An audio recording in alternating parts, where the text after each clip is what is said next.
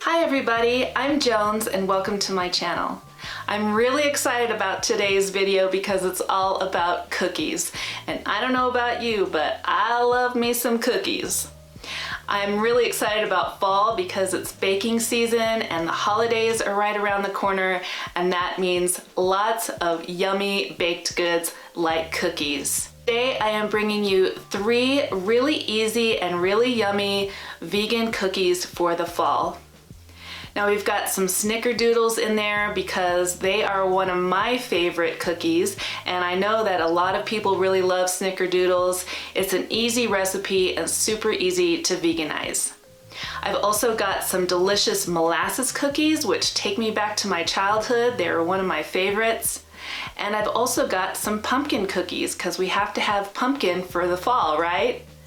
I'll be honest and tell you I had never baked pumpkin cookies before, but now I'm a fan because they are so good and you're gonna love this recipe.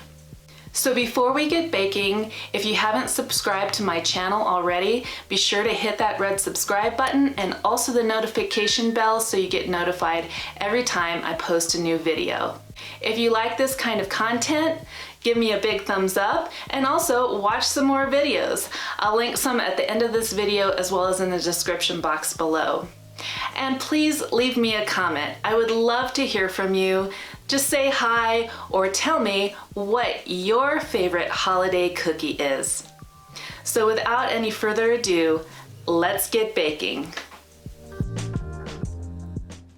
Our first recipe is for some delicious molasses cookies. First, we're going to add some apple cider vinegar to some unsweetened plant-based milk, and then we'll just set that aside. Next, in a large mixing bowl, add half a cup of vegan butter sliced into little pieces and half a cup of sugar. Then I'm just going to blend those together with a spoon. You can use a handheld mixer for this, but later in the video I'll show you why I don't like doing it that way. I much prefer to do it by hand. Next, we'll add our beautiful molasses. And in case you didn't know, molasses is really good for you. It's full of iron and lots of other vitamins. So that makes these cookies kinda healthy. You know, kinda. They are cookies. Next, I'll be adding some aquafaba instead of an egg, which is actually the juice from a can of beans. If you want to know more about aquafaba, I have a great video that's all about vegan egg replacements. I'll link it in the description box below. In the meantime, we'll add half a teaspoon of baking soda to the vinegar and milk mixture and just let that sit until it gets foamy. Once that's ready, we'll add it to the rest of our wet ingredients and mix it well. It's not going to be pretty, but that's okay. Next, we'll add our flour. I'm using 2½ cups of all-purpose flour, then a half a teaspoon of salt, a half teaspoon of ground cloves, a teaspoon of cinnamon, and a teaspoon of ground ginger. Again, just mix that well until everything is incorporated and you have a nice sticky dough.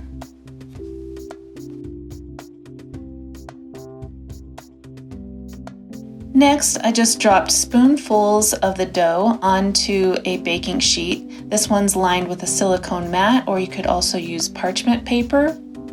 Or alternatively, you can take the dough and roll it into balls and then roll that in some sugar. And this makes a really nice sugar coating on the cookies. I did it both ways and I really preferred it with the sugar, but you can do it whichever way you like. Next, we're going to make our pumpkin spice drop cookies, which are perfect for the fall. We're going to start by making a flax egg. So that's 1 tablespoon of ground flax meal and 3 tablespoons of water. Alternatively, you can use aquafaba just like we did in the last recipe. Just mix that together well and set it aside. In the meantime, we'll pack 3/4 of a cup of brown sugar. Now make sure you pack it tight because that gets rid of all the air bubbles and assures that you have the right amount of sugar. So we'll put that in a large mixing bowl, and then we're going to add 1/4 cup of vegan butter sliced into small pieces. Again, I'm going to cream this together with a spoon. I really prefer to do it this way, but you do have to work a little bit at it to get all the lumps of butter out. Next, we're going to add our flax egg, which should have gelled really well by now, but if it hasn't, that's okay. Just add it anyway. And then 1 cup of pumpkin puree. This is from a can, but you can also make pumpkin puree yourself. Just make sure you drain all the excess moisture out of it before adding it to this recipe. So we're just going to mix that really well, and next we're going to add our dry ingredients. I'm using a flour sifter here, which helps combine the dry ingredients and make the flour nice and fluffy in the recipe, but if you don't have a sifter, don't worry about it. Just add the ingredients to a bowl and then mix them together well before adding to the wet ingredients. Again, just mix that together really well until all the flour is incorporated, but be careful not to over mix it.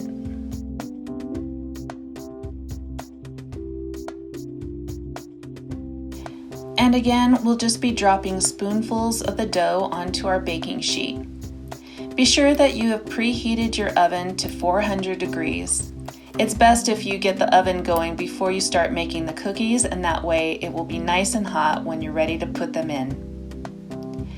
I have 2 sheets of cookies ready, so I stagger them in the oven, making sure that there's lots of air circulating around each pan. And there we go. After baking them for about 12 minutes, they're all done and they are nice and light and fluffy.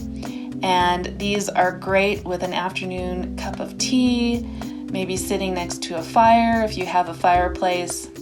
I don't, unfortunately. I wish I did. But now we're going to move on to our easy Snickerdoodles recipe. This is a classic, and for a reason. It is such a great recipe. So again, we have our butter and our sugar. And this is why I don't like using a hand mixer. It's because all the dough gets stuck in the little things, and then you have to get it out with a spoon, and it's just a real pain. That's why I prefer just to mix it with a spoon. I'm used to it that way. I've been doing it that way since I was a kid. And hey, it helps you build some upper arm strength. I'm using aquafaba again for this recipe, but you could also use the flax egg or even egg replacer. Again, I will refer you to that video I have for vegan egg replacements for baking. But we're just going to mix that together really well as usual. And then we're going to add our flour. Again, I'm using all-purpose flour here. You could probably use gluten-free if you want, but I haven't tried it. Now I'm adding salt, baking soda, and some cream of tartar. And please don't forget to use the cream of tartar. I know it's not a really common ingredient to have around the house, but it is essential for Snickerdoodles. It just gives it that really tangy, classic Snickerdoodle flavor. Next, I'm adding a tablespoon of sugar and a teaspoon of cinnamon to a dish and just mixing that around, and that is going to be the coating for our cookies. So you just take a pinch of the dough and roll it into a ball, and then roll that around in the cinnamon and sugar mixture. This is another element for a classic Snickerdoodle cookie. So once those are all ready, we are going to put those in the oven. I have preheated it to 350 degrees, and then they're going to bake for about 10 minutes. They do kind of puff up and then flatten out. Just look at those amazing Snickerdoodles.